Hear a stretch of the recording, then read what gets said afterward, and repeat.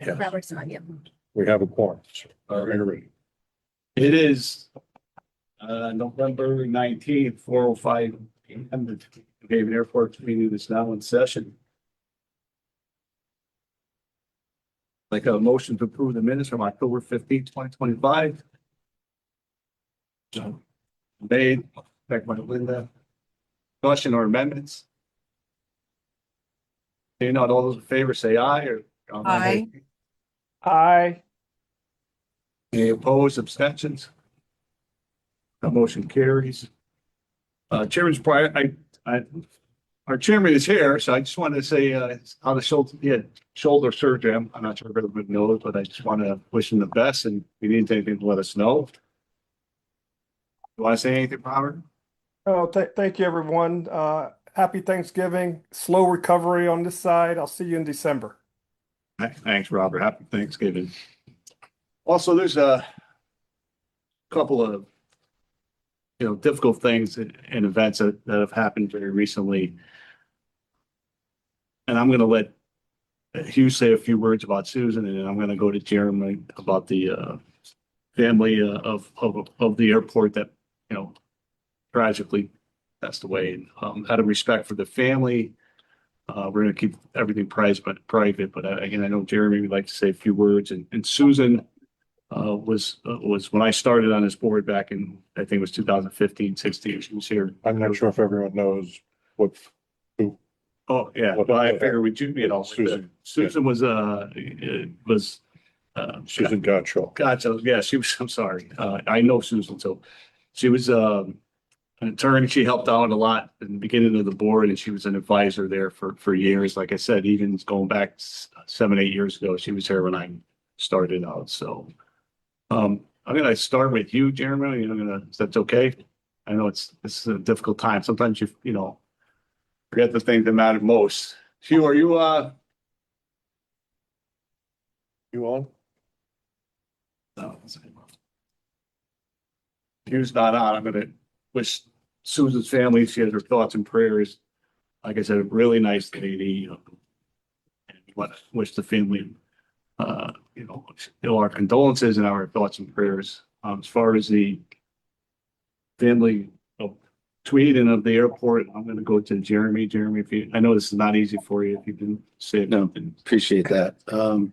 Yeah, it's been a very challenging week here at Tweed. We started off on Monday with the passing of one of our dear friends and coworkers who just made a lasting impact here. Worked here at the airport for over 40 years in various capacities, most recently working for us here at Avports for the last 10 years. This individual touched literally every piece of equipment on this airfield, kept this airport operating through snowstorms, kept all of our vehicles in tip-top shape. And he just, came in every day, dedicated to his work, reliable, and, really made an impression, in small ways, quiet ways. And we're really going to miss him here. It was hard to watch things unfold, but at the end of the day, it's life, and we're really saddened, and we appreciate your prayers, especially for this individual's family. And like you said, we want to respect their privacy and not go into a lot of detail, but just acknowledge the loss, and it's reaching to well beyond just our company, but all of our tenants who've had relations with him over the years, going back 40 years. So thank you for acknowledging this and the struggles. It's been hard for several of our employees. We've given them some additional time to just reflect but we're here to support each other and appreciate this board's support as well. We'll give more details as they unfold once the family gives us the permission to do that. But thank you.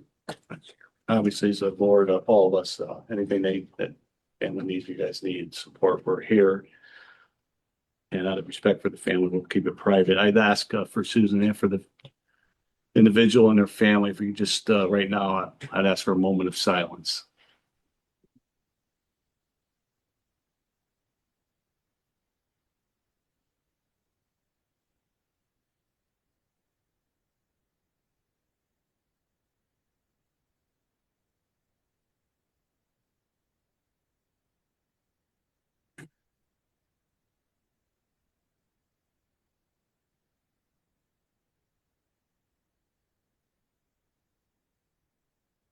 Thank you, everyone. Right to the executive director's report. Tom, are you ready? I'm ready. Right. Thank you. All yours. At the previous meeting, there was a request for details on the job description for the new position that Avports has for health and safety manager. That's been provided. There's been an outstanding item a number of months ago. We were trying to get a representative from Avello to present to the board, and there's been conflict with their board meetings, et cetera, but we finally have a representative with us tonight, and I believe it's going to be Trevor Gilly that will just give us an update on Avello and where they stand, the new purchase of equipment, what the future may look like. So with that, I'd like to turn it over to Trevor. Trevor. Yes, hello, thank you. Can you all hear me okay? I was having some technical difficulty earlier when I signed on. Can you hear me? Yes. Okay, Yes. great, thank you. I think I have Greg Baden is on the line with me here as well. At least I saw him earlier. Let me start by expressing condolences. I was not aware of the loss there at the airport, but my sincerest condolences, and I know I speak on behalf of everybody here at Avello. Not easy when everybody loses a... The internet keeps cutting out. Oh, can you hear me? Well, I can hear you fine. Okay. I'll keep going. Let me know if there's an issue. But I just wanted to express our sincere condolences. That's not easy. And so our condolences, myself and from the whole Avello team, for the loss there at the airport. Thank you all for inviting us today and to give a little bit of an update. So just a brief update on Avello, what's going on here and what's going on at the airport. I think there was some discussion about, you had mentioned equipment and whatnot. I'm not sure entirely what that's in reference to. Perhaps the aircraft order that we placed 2 months ago for 50 Embraer E2, E195 E2 aircraft that will come into our fleet in 2027 and really help stabilize our growth plan. It's a very nice 140 seat aircraft, next generation technology with very fuel efficient engines, very quiet from a noise emission perspective, and really will help us serve the Connecticut market and our other markets even better than we do today. It'll be a very nice onboard product in terms of seat configuration and room for customers with some perhaps improved amenities as we work through what that aircraft will actually look like. And then because it is smaller than some of the aircraft we have there, I'm not sure if you're all aware, but the aircraft that are outside the window and fly in and out every day are either 149 seats or 189 seats.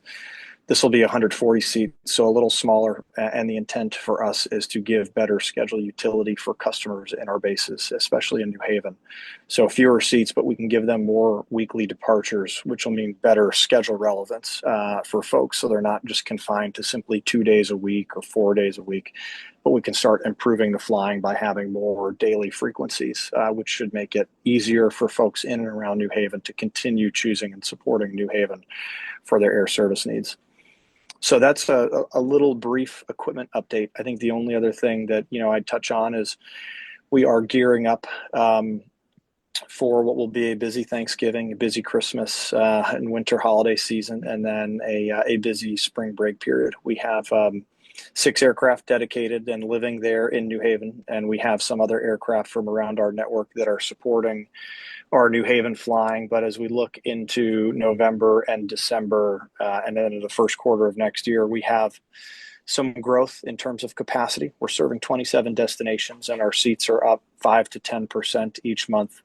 But we've worked very diligently with Jeremy and his team to make sure that the schedules are appropriate for the terminal and for the throughput that's anticipated. And that'll be a constant refinement activity with the team there to make sure that we are growing smartly and in a way that's going to be best for customers, getting them more opportunities and options, but also making sure that we don't overload or overstress the facility.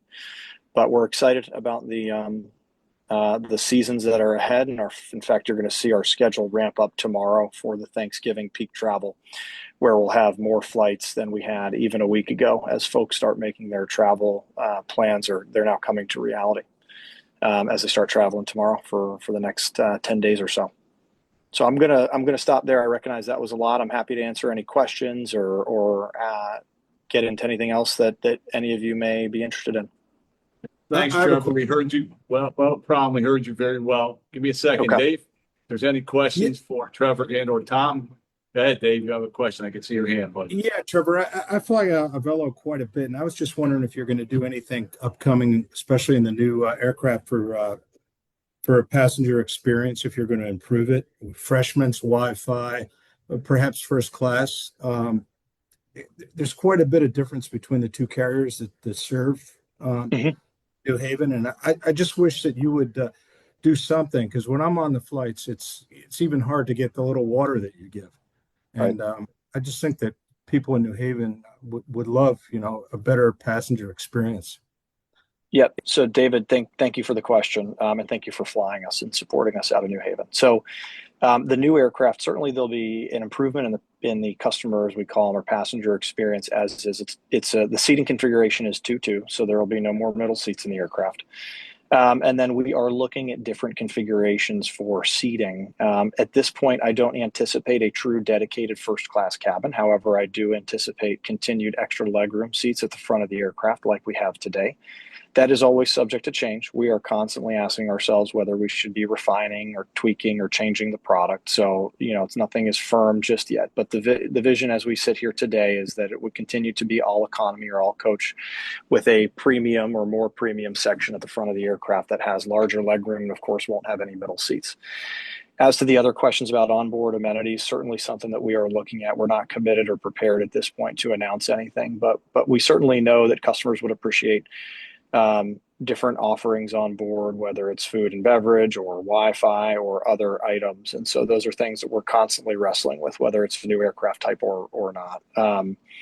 And so we're just trying to figure out in the long list of priorities of what best to tackle next. How do we think about those? How do we evaluate those? When do they come online? So, there's nothing definitive to announce on any of that front right now, but certainly something we're looking at. And these aircraft, they start coming in March of 2027. So we have some time before that would go into place. We are looking at those other things prior to that as well. But no, we're not ready or prepared to make any commitments to changes on the experience just yet. Great. Thank you for the. Hey, Trev. Thanks. Trev. Who's this? Yes. Yes, Greg. Go ahead. Hi, sir. Greg, go ahead. Yeah, let me just add to that a little bit.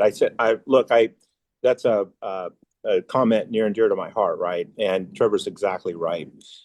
But I think it's going to be an improved customer experience. We just haven't decided exactly what it's all going to look like. I'm a coffee drinker. There's a really good chance we're going to have coffee on our early morning flights. I'm just giving you an example of some of the things we talk about. Wi-Fi brings a lot of operational benefits to the organization, from data collection, everything else. We're analyzing all kinds of internet opportunities. Look, Trevor, everything Trevor said is right, but I didn't want people to think that, because you don't really know until you see them taxiing on the ramp. That's an old proverb that we used to use. But the reality is, we are working towards an improved customer experience, but we just not decided what the entire bundle, what it looks like yet. Right. And so I would be shocked if we didn't have something that was better than what we have today, just because of the nature of the airplane. I mean, I'll also add about on the Embraer that we're really excited about. Every airline has its own DNA. Alaska flies to Alaska, but, I think you are well aware that a Velo flies to, secondary airports near large populated areas. And a lot of time, the infrastructures that we operate in and out of have shorter airfields. And the Embraer 195, our DNA at Velo, is working in shorter runways, and it has a superb performance for shorter fields. It actually has what they call the E2TS which is a computer that automatically refines its weight and balance to the point that it rotates for you. And as a result of that, that computation, it gives you somewhere in the essence of enough extra fuel capacity to fly around 300 to 350 extra nautical miles. So we're very excited about the airplane, and once we figure out all of the performance capabilities and give it and sit with Trevor, he's probably going to be looking at a whole bunch of different destinations down the road that maybe we can reach with that airplane that we couldn't. These are just what ifs. None of these are promised, right? But a lot of this had to do with a very in-depth study that we did in making our final selection for aircraft. So anyway, just some things that I thought you guys might be interested in. So I thought I would just throw that out. Thanks, Trevor. Sorry. Yep. Thanks, And Greg. David, just one last thing, like I said, the smaller aircraft, what our vision is that will help us offer more frequency between the cities that we serve. And you're already seeing us start to take steps in that regard in 2026, where we have more frequency between cities than we've had in the past. And we think that that is something that customers certainly want to, rather than just having flights on Thursdays and Sundays, get something closer to daily. And so that the smaller aircraft will help us do that, but it's an initiative that we are embarking on in 2026, even before the smaller aircraft arrives. Thank you, Trevor, Greg, David. Any other questions for Trevor? Thank you, gentlemen. Dave, you already had your question. You're out. Real quick, how many miles can that aircraft go from our 5,600-foot runway? How many miles can you travel from here?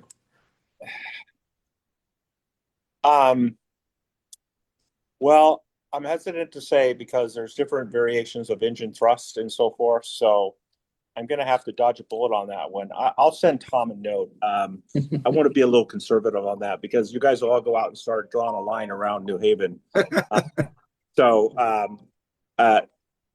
It's a great question. And we haven't finalized the thrust, but it's, I'm sorry. Yeah, I'll look at it and I'll send you guys a conservative number to where I won't eat my words. Okay. How about that? Fair enough, Greg. That's Anything fair. else, Dave? Thank you. No, thank you very much. Anybody else? Thanks, gentlemen. We do appreciate it. Tom, back to you. Thank you very much, Trevor and Greg. I appreciate it. Thank Just you. a couple of notes. The federal government shutdown, as you know, thankfully is temporarily over. I want to extend my thanks again to Patricia and her entire staff at TSA. They continued to work and provide necessary services so our customers could continue to enjoy the convenience of Tweed. The passenger facility charge, we received notice from FAA that our PFC application has been partially approved at $169,946,532 for the earliest collection beginning March 1st.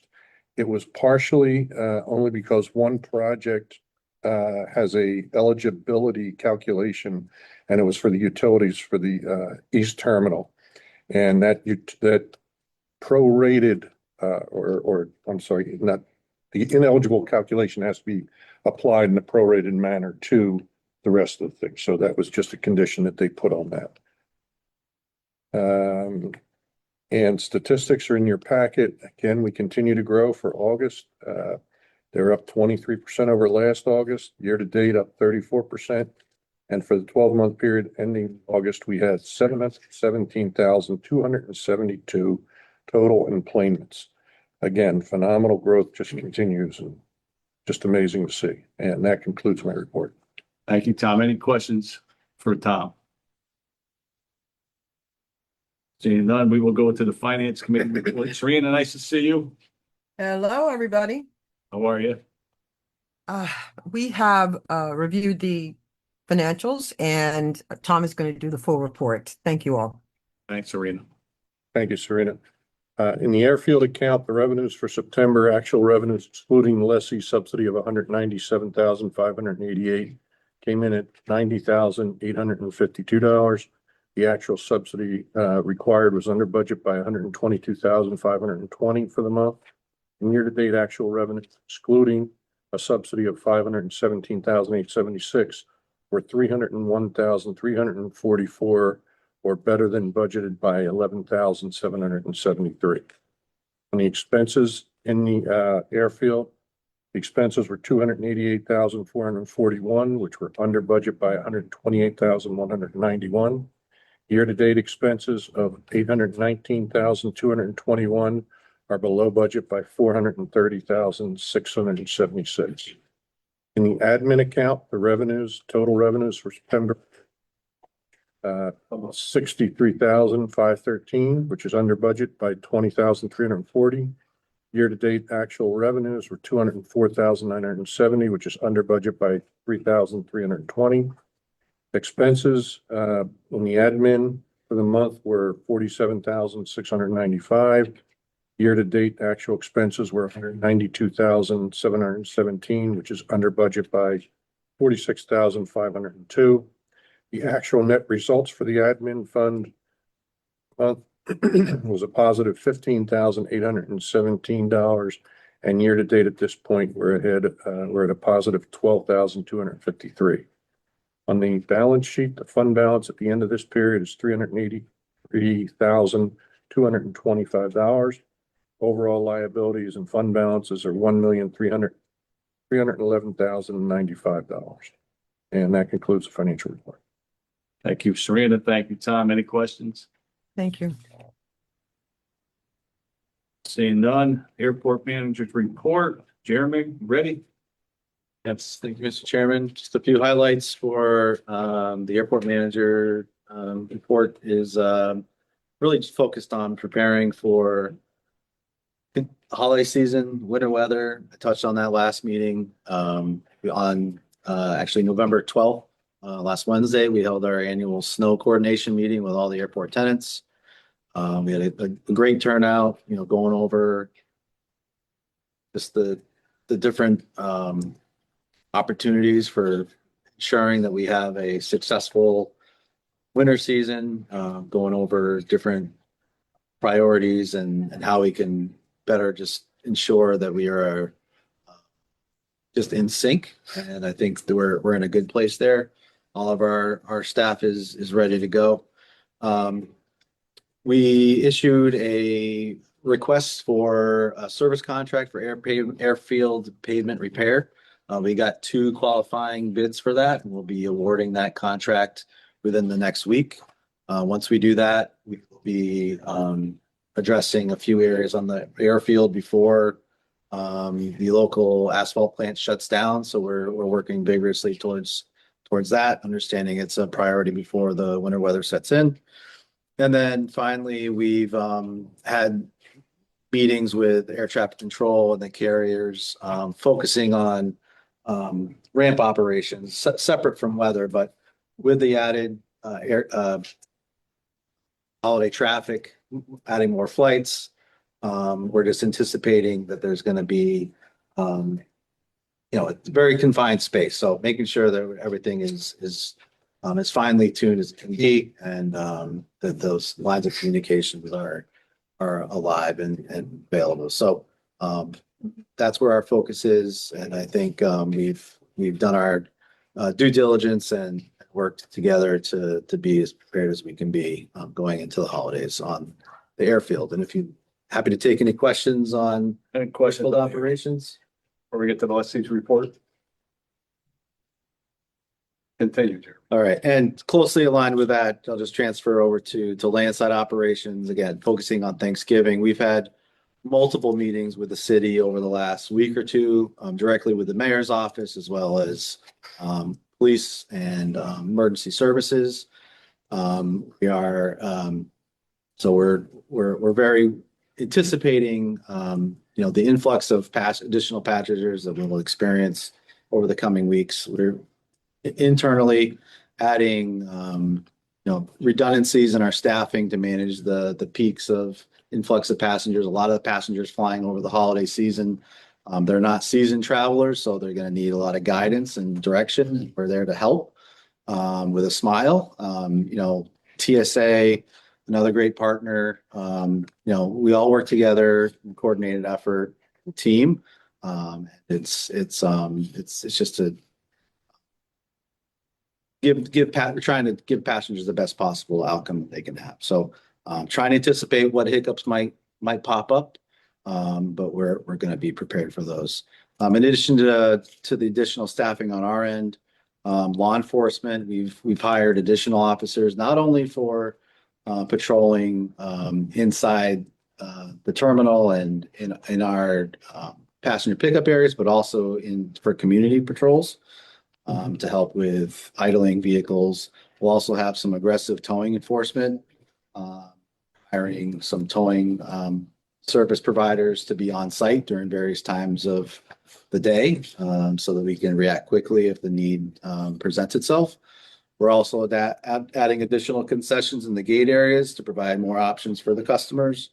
And then finally, as we did last year, we are adding some canopies to add some shelters for customers in the event that we have some inclement weather.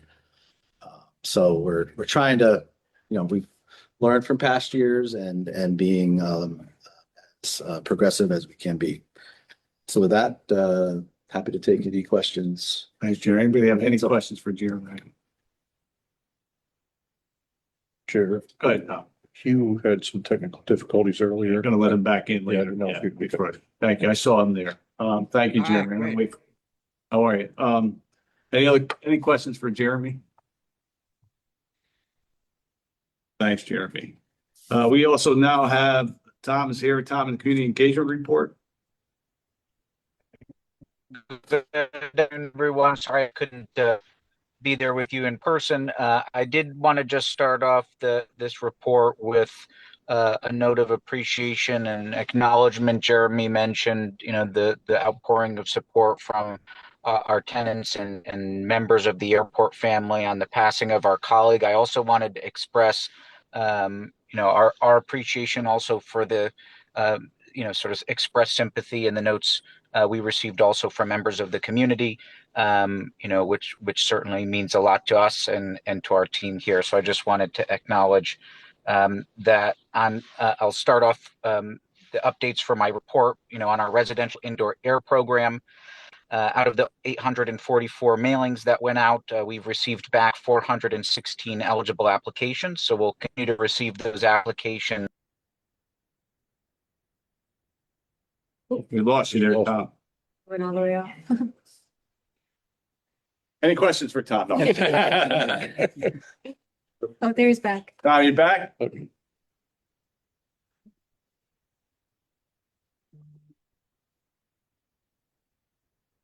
He's still talking the whole time. He thinks he's. Yeah. Tom, we don't have you, Tom. Hello, can you hear me? Yeah. Got you back. It all works We out, lost you at the very clearly. 416. All right, can you hear? At the right moment, can you hear me now? Yes, we lost you at the 416 eligible applications. At least that's when I lost you. Well, of course it was crystal clear right until I have to give my update. So out of the 844 mailings that went out, we've received back 416 eligible applications. So we'll continue to receive those on a rolling basis. We had an initial deadline for the program of December 31st. So we're looking to extend that deadline, but certainly encourage all interested residents to visit hvnsound.com. That way they can check their availabilities and access, check their eligibility, and get some more background information on the program. And if there are any questions that anybody might have on their eligibility, certainly encourage those individuals to reach out to me directly or just to apply anyway to the program, again, at hvnsound.com. I'm also excited to share that earlier this week, we relaunched flytweed.com with a new refreshed design to make the user experience for passengers and members of the community easier to navigate and make the overall website more accessible. So encourage everybody to check out the new site, and certainly any feedback, comments, or additions, we invite that and welcome it. Tom provided an update on the request last board meeting for the job description. I also wanted to share that last week I was able to attend the American Association of Airport Executives Noise Conference in Naples, Florida. So that was a great opportunity for us and to represent Tweed on a panel alongside some of the largest and most complex airport systems in the country, where we were able to present about our efforts here at the airport to strengthen our noise programs, along with all the investments that we're making into noise monitoring, mitigation, and management best practices. So that was a great opportunity. Also wanted to share a note of thanks and gratitude to Christian Festa and the G Cafe team, who joined us in a $5,000 match for a $10,000 total dollar contribution to Connecticut Food Share as we enter into the holiday season. Of course, food insecurity in our state is a critical issue, and we were glad to partner with them to make a difference. I'll also reiterate the comments that Jeremy had made about holiday planning. So just to reiterate, that planning is underway and prep for the holiday travel period. So we're working very, very closely with the city, traffic and parking, and the New Haven Police Department to ensure a strong presence, not just on the airport, but of course also out in the community. And so we appreciate the city's, support, the New Haven Police Department, to make sure we have that strong presence that comes alongside the investments we've made into our own staff, the third TSA scanner that improves throughput, and then the changes we've made to traffic management with the installation of the roundabout that'll help us alleviate congestions during those peak periods. I wanted to end, certainly last but not least, earlier this month, we were proud to support the Knights of St. Patrick Public Safety Night in honor of retiring Alder Sal DeCola, who's concluding his service after 7 terms of dedication, vision, and advocacy for the Ward 18 community. And so I just wanted to congratulate Sal again and to all of this year's honorees who exemplify what leadership looks like in our respective communities. And so with that, I conclude my report. Thank you, Tom. Any questions for Tom? Thanks, Tom. You finished strong. We heard everything you had there. All right, so we have. Hang on. Sorry, John. I couldn't get off mute. It's Mark. Go ahead, Mark. Tom, is there any thought about maybe doing some outreach since you only got like half the responses? Maybe there's people that don't have, I don't know, access to internet, or maybe you got the wrong mailing address or something like that. Is there any thought about maybe trying to make sure everybody gets reached out with that? Yeah, absolutely. And it's a great question. So what we're doing now in this kind of last stretch, we had originally planned for that December 31st deadline. And so now we're going to look to extend that deadline and send out an additional communication to all the remaining eligible residents, just to encourage as full participation as we could possibly get.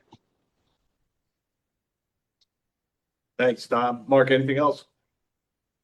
No, I mean, if you're resending out the mail, I don't know. That's what I'm saying. If it's not reaching those people, is there any other thoughts about figuring out another way to making sure people did get the notice? Yeah. So the notice goes. The notice will go out to all the listed homeowners on file and to those addresses. Residents who don't have internet access have the ability. With the form, there's a phone number that they can call, and we'll walk them through the process. And so if there's a sort of accessibility issue on the internet or using the computer, we can accommodate for that. But we'll certainly look at other ways that we might be able to reach the residents, that haven't responded yet. Tom, real quick. So you're using that from the tax office? Where are you getting the address from? So we work with a program manager called Jones Payne Group. They've helped us before on our residential sound installation program, and also help us now on the management of our residential indoor air program. So they go into, candidly, I don't know off the top of my head, whatever database that they use, and whether it's from the tax office or multiple sources, to compile that list of addresses for all the homeowners within the eligibility boundaries. Fair enough. Yeah. I think Mark's point is to do what we can to reach out, whether it's the hard mail. Some people do not have email, but that's good.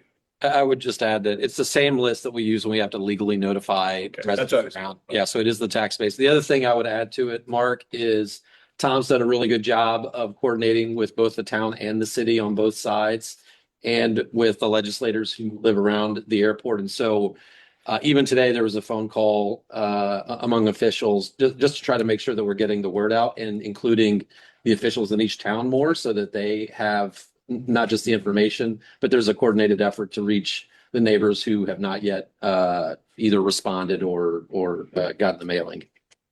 All right, thank you. Thank Yeah, you. like John said, as long as we're making, doing due diligence here, I think we're good. Thanks. Thanks. Absolutely. Any other questions? Reports and action items, there are none. Other business, any other business? Yeah, I just had one, it Go goes ahead, Mark. back to, from September, I had sent an email out, I think, to everybody on the board. I was not in person again that time because I had business meetings like today. So I wasn't able to chime in, but I wanted to, I don't know if anybody could see it or how do you want to handle this job, but I sent an email to everybody. I don't know if you want to vote on it now or everybody can take it and think about it and put it in next week or next meeting, but basically, Put it on the next with, agenda, Mark. yeah, Right. resolution 624, I just wanted to add in one additional like check in there for the chair or the executive director to send out a written notice, an email, I guess, allowing 24-hour notification for the board members to respond if they choose to do so. Otherwise, the process would continue through the way it was. So I just wanted to try to add that in there. So Okay. I don't know if anybody had a that- chance to look at that today or if we just vote on it next meeting. Since I don't have it on the agenda, we would have to vote on it, Mark, the next meeting. Yeah. Well, Tom told me I had to bring it up as other business today. So That's fine. No, what I'm saying that we'll vote on the December meeting. and all right, and I'll work with Tom or Melania on how to get the proper Thanks. paperwork in or whatever. Got it. Okay. Thank you. That's all I Any have. other, Yep. any other business? Go ahead, Mr. Chairman, could I say a word about Susan? Yes, you can. I apologize for missing my cue, but I was muted and then got into a dance with the virtual Zoom agent and eventually cleared through the bar to participation audio. But let me just say, Susan worked for the authority for 20 years.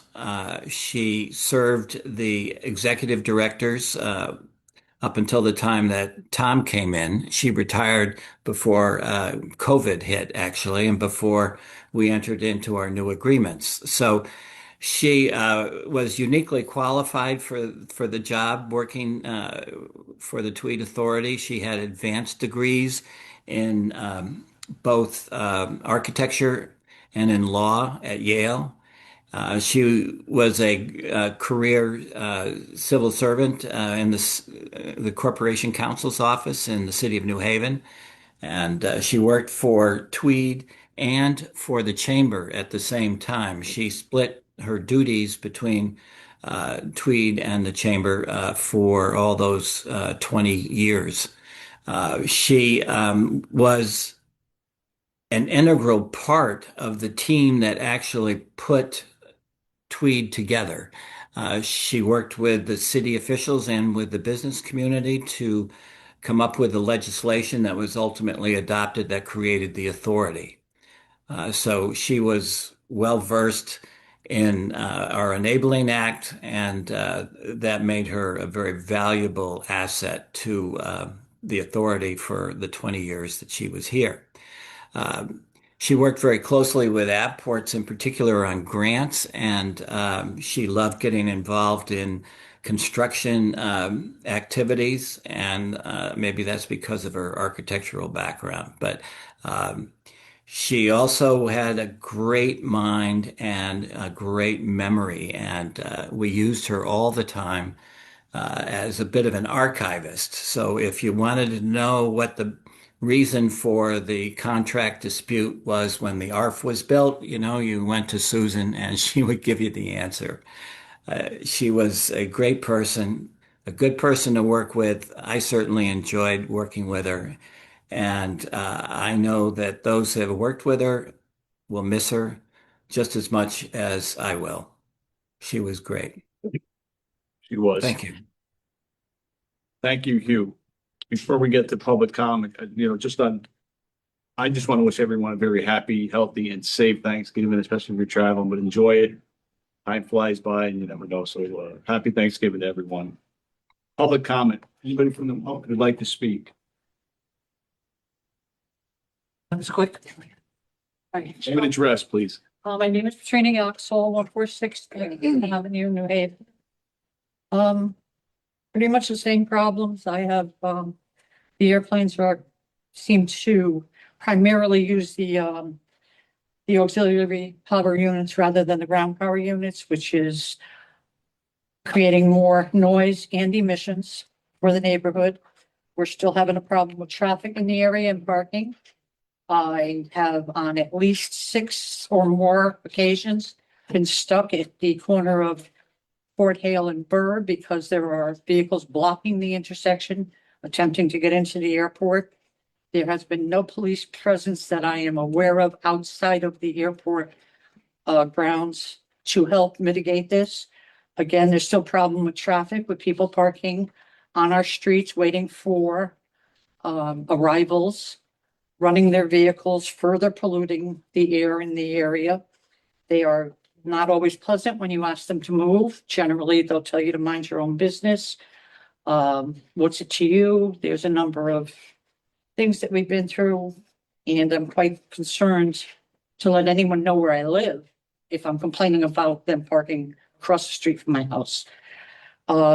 As again, the police have not been present that I am aware of, and there is a serious traffic problem on Fort Hale Road and at the intersection of Fort Hale and Burr. And to my knowledge, it is not being addressed. When I questioned what the schedules were, I was told that it was sensitive information and I could not have access to it, which I do not understand. It was never sensitive before and it shouldn't be sensitive now.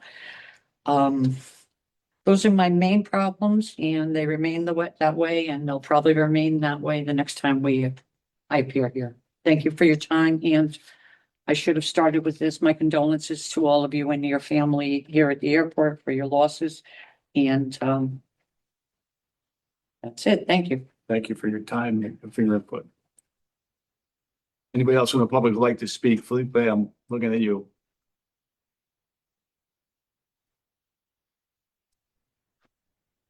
Hello, thank you. Can you all hear me? Yes. Name and address, please. Thank you. Yeah, Mr. Chairman, my name is Tate Lipchak. I live in Hamden, 86 Centerbrook Road.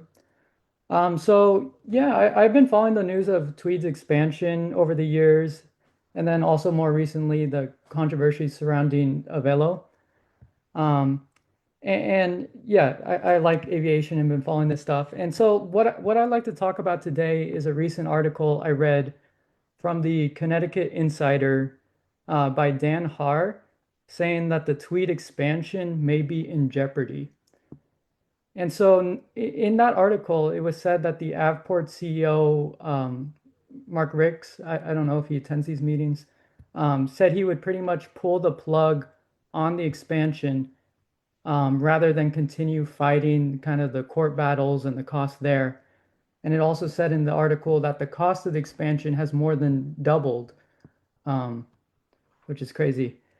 And so I'm concerned that a lot of the conflicts surrounding the airport over the last few years can be attributed to the fact that Tweed was privatized a few years ago under that public-private partnership, that the P3 agreements.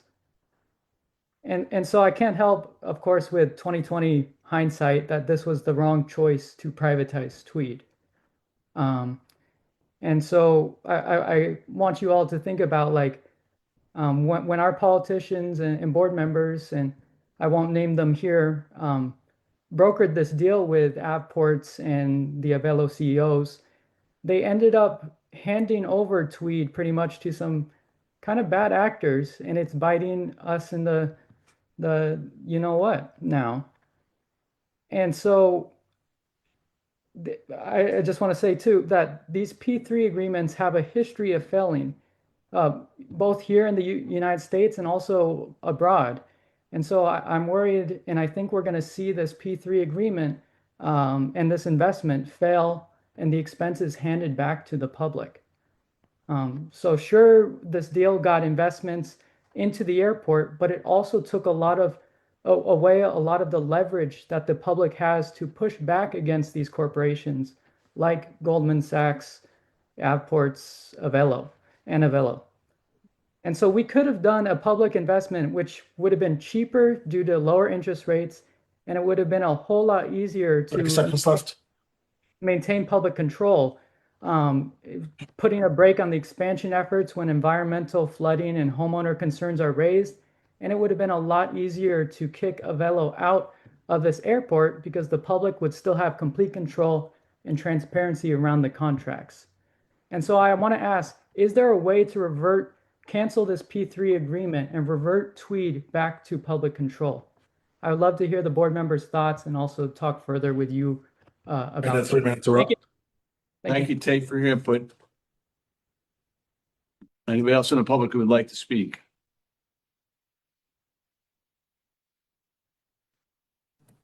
Hi, can you hear me? Yes, go ahead. Hi, Lisa Brandis, 162 Willard Street, New Haven, Connecticut.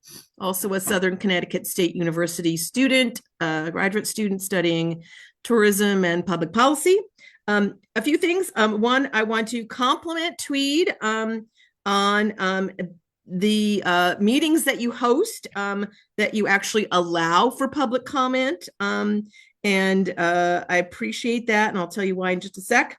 It would be nice if anything raised in public comment could be addressed, if not in the current meeting, in a future meeting, that when you get a chance to read them, that someone says this was in the public comment and here's an answer, either publicly as opposed to individually to the individual. That's just a request. I do appreciate also the new flytweed.com. Thank you, Tom and team. But I find that the agendas and meeting minutes have disappeared, especially for this one. You can get into the meeting, but the public cannot see the agendas, and there are no minutes past January. I don't know if you haven't gotten to it yet, but it'd be great if, as in the past version, one could see the agenda and the documents as we watch along, for those of us in the public. I also, again, want to compliment you because I was interested in some public issues for the Connecticut Airport Authority, which apparently as a quasi-public agency is not required to have any public comment. So there is no way for the public to have a voice. We can listen or view it, but we can't make our voices heard in some sort of civil public debate for whatever reason. So I appreciate your availability and listening. I also read that there was a new working group of local business and community members that Chair Reed was assembling after some reports in the media with the chamber, and I would like to volunteer to be a part of that as a researcher and a person interested in these, if that's possible. And I also, again, would like to hear about the reported in the newspaper problems with the new terminal that Mark Zaretsky and Don Har reported, just because I'd like to hear your responses to them as the authority, not as Avelo. I also would say thank you, Tom, for some great promo items, and I believe an email went out recently on prep for the holidays, how to get to your cars and reserve your parking. I got that left. But I will say there was no mention of transit. I would appreciate, I think many members of the public, many students who have U passes and transit passes, and young people who don't have cars and older people who don't drive would appreciate being able to have transit listed on your resources to get to and from Tweed that don't create traffic problems. Thank you and appreciate your service. Thank you, Lisa. Thank you for your input. Anybody else in the public who would like to speak?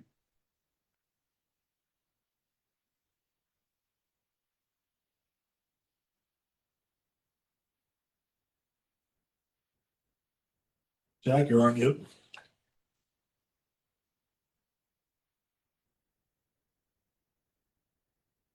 Thanks.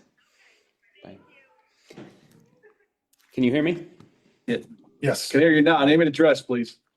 Sorry, it took me a minute to get that worked out. Okay. My name is Reverend Jack Perkins Davidson. I am the senior pastor at Spring Glen Church in Hamden, Connecticut. I am also a resident of 53 Santa Fe Avenue in Hamden.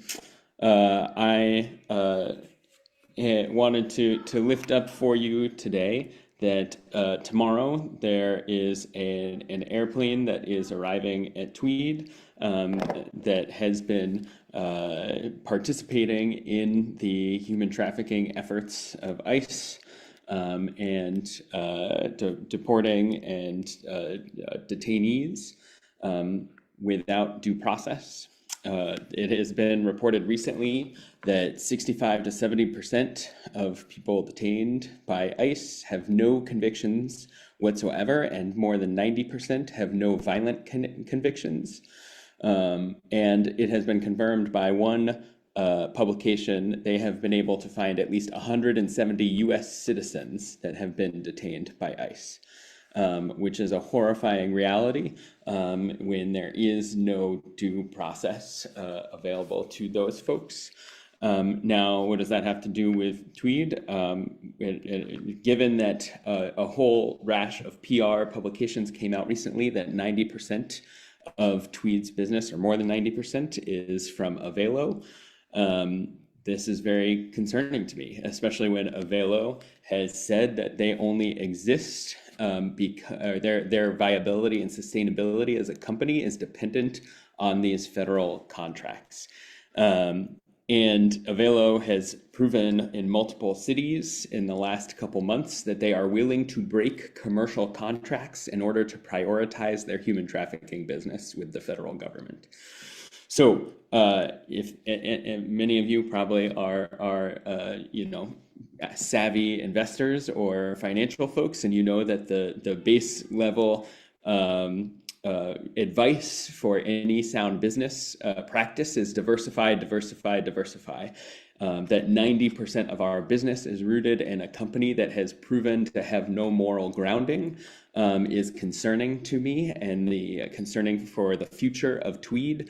I hope this body will consider ways that it can shift that percentage instead of celebrate that percentage to make sure that more of our viability as a local transportation hub is rooted in companies that are not willing to sell their soul for a buck. And I'll name that Connect, Congregations Organized for a New Connecticut, an interfaith organization representing 37 congregations in Fairfield County and New Haven County, and roughly 30,000 people voted to boycott Avelo and encourage their members to do so. So this movement is growing and broadening, and the impact on that for our local airport is. So I hope that we'll move forward knowing that our economic health should not be founded in unconstitutional, inhumane practices. And I hope that this will start to appear in our agenda going forward. Thank you. Thank you. Thank you. Thanks for your input. Anybody else in the public would like to speak?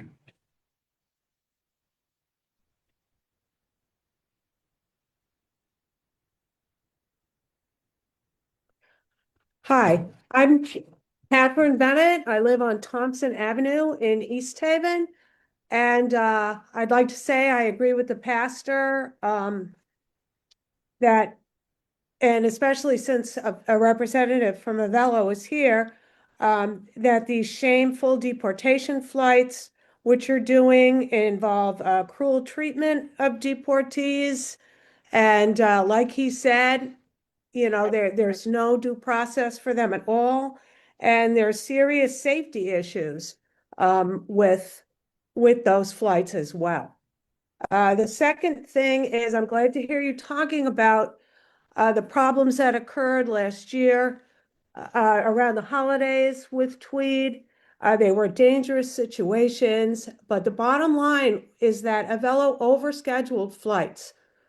There were too many flights in too short a time, and it resulted in a very dangerous situation. There could have been an accident with an airplane, certainly all that traffic and pedestrians walking around. People had to wait in the freezing cold for hours.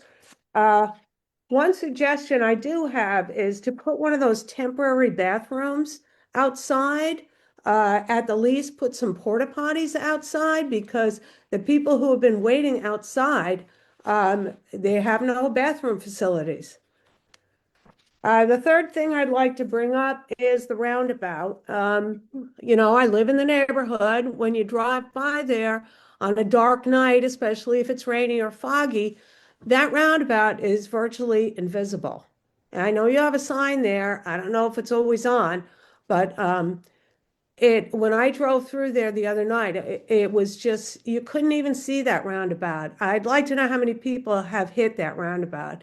And another day this week, I was walking by there and a city bus literally went over the roundabout. So I think that needs to be made more visible. And I can understand the bus because it's so tight. I don't think a very good job was done on that. So those are my items for today. Thank you very much. Thank you, Catherine, for your input. Anybody else in the public who'd like to speak?